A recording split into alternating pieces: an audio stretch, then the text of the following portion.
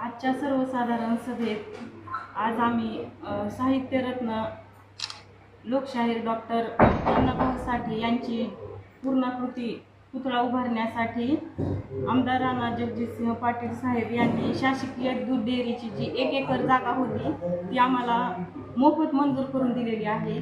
त्याबद्दल आम्ही माननीय मुख्यमंत्री देवेंद्रजी फडणवीस साहेब व आमदार राणा जगजितसिंह पाटील साहेब यांच्या अभिनंदनासाठी आजच्या सभेत ठराव मंजूर करून घेतला। आज सर्वसाधारण सभेमध्ये माननीय नगराध्यक्ष मॅडम यांनी जे सांगितला विषय तो माध्यम समाजासाठी अतिशय ऐतिहासिक निर्णय झालेला आहे।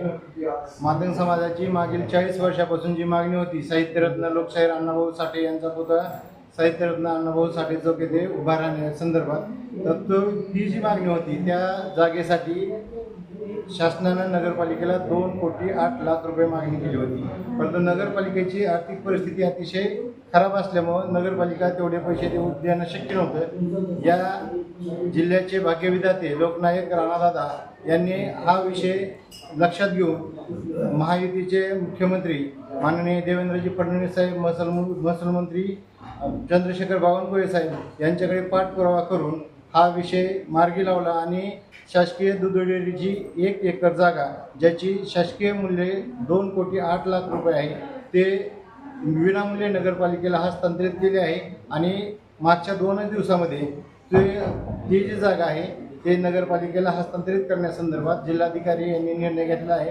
आणि मी माननीय नगराध्यक्ष साहेबांचं कौतुक करतो की त्यांनी आजच्या पहिल्याच जीबीमध्ये तो विषय मार्गी लावून राणा जगजितसिंह पाटील साहेब, मुख्यमंत्री देवेंद्रजी फडणवीस साहेब व चंद्रशेखर बावनकुळे साहेब यांच्या अभिनंदनाचा ठराव घेतला आहे आणि माध्यम समाजाचा ऐतिहासिक जो अण्णाभाऊ साठे यांच्या पुतळ्याचा जो निर्णय होता तो आज नगरपालिकेमध्ये मंजूर झालेला आहे। किती दिवसात पुतळा उभा राहणार आहोत, त्याची प्रक्रिया कधी चालू होणार आहे? पुतळा उभारण्याची प्रक्रिया आता चालू झालेली आहे।